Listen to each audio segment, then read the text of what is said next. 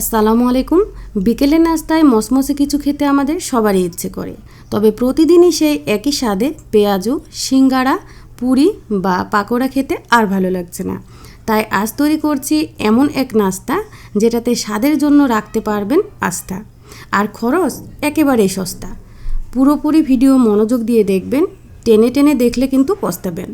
আর ভালো লাগলে আমার চ্যানেলটি প্লিজ সাবস্ক্রাইব করবেন। নাস্তাটা তৈরি করার জন্য আমি এখানে মিডিয়াম সাইজের 5টি আলু নিয়েছি। আলুগুলোকে ভালোভাবে ধুয়ে পরিষ্কার করে নিয়েছি, আর একটা পাত্রের মধ্যে পানি নিয়ে এই আলুগুলোকে নিয়ে নিচ্ছি সিদ্ধ করার জন্য। সিদ্ধ হয়ে যাওয়ার পরে আমি ফিরে আসছি।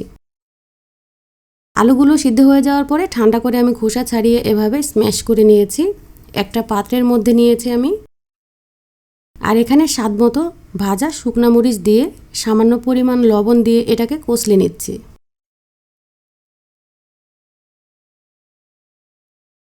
মরিচটা যখন এভাবে একেবারে গুঁড়ো হয়ে যাবে তখন এর মধ্যে অন্য উপাদান দিব। এখানে আমি আপনাদের দেখাচ্ছি 5 ফোড়ন, হাফ চা চামচ পরিমাণ এটাকে আমি টেলে নিয়েছি। এটাকে গুঁড়ো করে নিতে হবে। আর এখানে 2 টেবিল চামচ পরিমাণ পেঁয়াজ কুচি দিয়ে শুকনো মরিচের সাথে হাত দিয়ে ভালোভাবে কষলে নিচ্ছি। সাথে অ্যাড করে দিতে হবে ধনিয়া পাতা কুচি। 1.5 টেবিল চামচ পরিমাণ ধনিয়া পাতা কুচি দিয়ে অন্যান্য উপাদানের সাথে আবারও মেখে নিচ্ছি। তেলে রাখা 5 ফোড়নটাকে আমি আধা গুঁড়ো টাইপের করে নেব।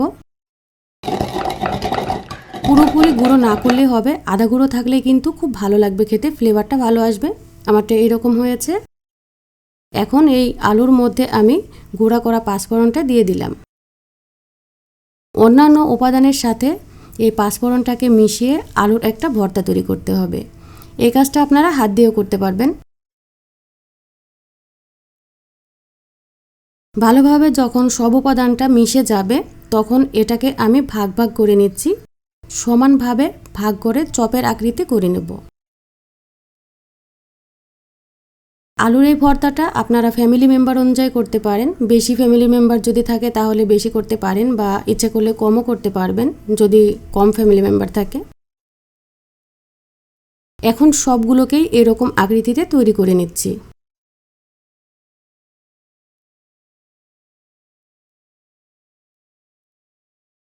আলুর ভর্তাটা যখন আমার রেডি করে নেওয়া হয়ে যাবে এটাকে আমি এক সাইডে রেখে দেব। এরপরে যে উপাদানটা লাগবে সেটা হচ্ছে বাঁধাকপি। আমি বাঁধাকপির উপরের অংশ থেকে পাতাগুলো আস্তে আস্তে করে এভাবে ছাড়িয়ে নিয়েছি। ঠিক এরকম আস্তই থাকতে হবে, তাহলে নাস্তাটা তৈরি করতে আপনার সুবিধা হবে। মোটা যে গোড়ার সাইডে অংশটা থাকে এটা কেটে নিচ্ছি। এটা নাস্তা তৈরিতে সমস্যা হবে আর সহজে সিদ্ধও হতে চায় না, সেজন্য এটাকে কেটে ফেলে দিয়েছি। আমার পাতাকপিটা একটু বড় সাইজের ছিল, তাই পাতাগুলোকে আমি সাইড থেকে একটু কেটে একটু গোলাকার আকৃতি করে নেওয়ার চেষ্টা করেছি। এরকম আস্তই থাকতে হবে, খেয়াল রাখবেন অনেকটাই মচমচে থাকে, খোলার সময় যেন ভেঙে না যায়। এখন এই পাতাগুলোকে আমি একটু সফট করে নেওয়ার জন্য পানি গরম করে নিয়েছি, আর পানিটা যখন ফুটে এসেছে তখন এই আস্ত পাতাকপির পাতাগুলোকে এর মধ্যে ছেড়ে দিচ্ছি। সামান্য লবণ অ্যাড করে নেবেন, তাহলে স্বাদটা ভালো আসবে। এখন এভাবে 3 থেকে 4 মিনিট মিডিয়াম হাই হিটে এটাকে ভাপ দিয়ে নিতে হবে। ঢাকনা দিয়ে ঢেকে দিলেই দেখবেন যে আরেকটু চুপসে ছোট হয়ে আসছে। দেখেই বোঝা যাচ্ছে আসলে এটা কতটা সফট হয়েছে। আমি স্প্যাচুলা দিয়ে এভাবে একটু চেপে চেপে দিয়ে সবগুলোকে ভাপ দিয়ে নিয়েছি, আর এইরকম নরম যখন হয়ে এসেছে তখন আমি এটাকে সাবধানে তুলে নিচ্ছি। অবশ্যই কাজটা খুবই সাবধানে করবেন, কারণ এখানে অনেক গরম থাকে। সবগুলো পাতা এভাবে ভাপ দিয়ে নেওয়ার পরে আমি ঝরিয়ে নিয়েছি, আর এই পাতাগুলোকে একটু ভালোভাবে আমি মুছে শুকনো করে নেব।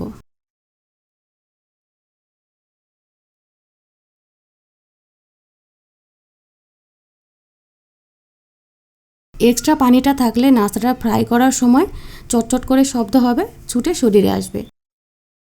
তাই ট্রাই করবেন একেবারে যেন পানিটা না থাকে। এভাবে আমি পেপার ন্যাপকিন দিয়ে ভালোভাবে মুছে নিয়েছি।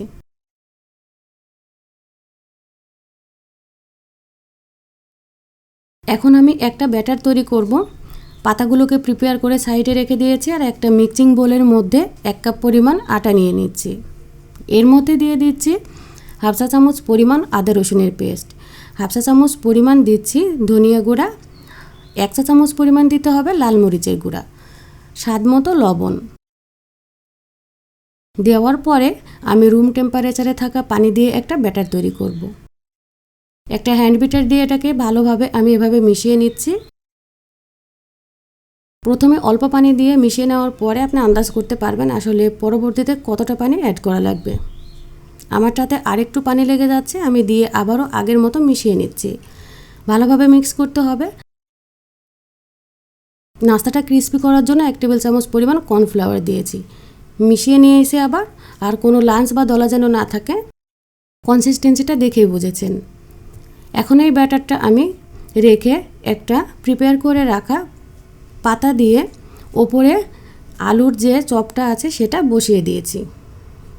মোটা অংশটা প্রথমে ভাঁজ করে 2 সাইড থেকে আমি এভাবে ভাঁজ করে নিয়ে অবশিষ্ট যে প্রান্ত থাকে সেটাকে ধরে নিয়ে একটা চারকোনার শেপ দিয়ে আমি এভাবে চেপে একটা চপ তৈরি করলাম।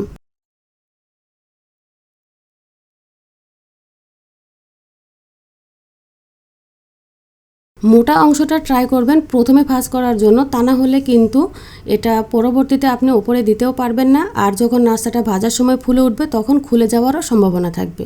আমি আবারও দেখিয়ে দিলাম। এভাবে একটু সময় নিয়ে ভাঁজটা দিবেন। মোটা ভাঁজটা যখন দিবেন তখন আঙুল দিয়ে একটু চাপ দিয়ে বসিয়ে দেবেন। শেষ প্রান্তটা যখন নিয়ে আসবেন তখন এভাবে নিয়ে আসার পরে ভিতরে এভাবে ঢুকিয়ে দেবেন, তাহলে খুলে যাওয়ার সম্ভাবনা একেবারে থাকবে না। এরকম করে সবগুলোকেই তৈরি করে নিতে হবে।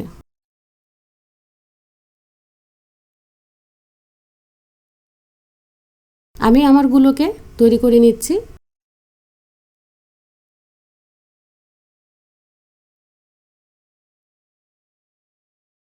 এখন দেখতে কিন্তু অনেকটাই সুন্দর লাগছে। এবারে আমি ফ্রাই করতে চলে যাব। তার আগে পরবর্তী স্টেপটা দেখিয়ে দিচ্ছি। যে ব্যাটারটা তৈরি করছি তার মধ্যে একটা চপ নিয়ে এভাবে ডুবিয়ে নিলাম। এখন চুলায় চলে যাচ্ছি। মিডিয়াম লো আছে তেল গরম করে নিয়ে একটা একটা করে ব্যাটারে ডুবিয়ে নাস্তাগুলোকে ছেড়ে দিতে হবে। খুব সাবধানে এক সাইড থেকে ছাড়তে হবে।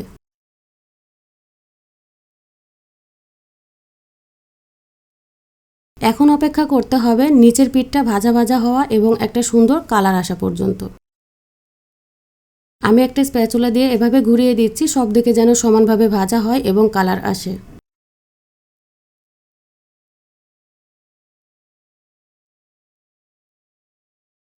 নিচের পিঠটা যখন কালার চলে এসেছে তখন আমি একটা চিমটি চামচ দিয়ে এটাকে উল্টিয়ে দিচ্ছি। হালকা ব্রাউন কালার চলে এসেছে। নিচের পিঠটা যখন আবার ওপরের মতো এরকম কালার হবে তখন আবারও এটাকে উল্টিয়ে দিতে হবে।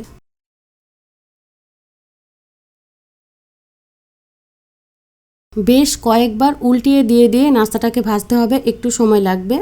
দেখুন ফুলে উঠছে। ভাজতে ভাজতেও কালারটা খুবই সুন্দর আসবে, ওপরের অংশটাও একেবারে ক্রিস্পি হয়ে যাবে। এরকম যখন গোল্ডেন কালার চলে এসেছে তখন আবারও আমি উল্টিয়ে নিচের পিঠটা এরকম কালার হলে নামিয়ে নেব।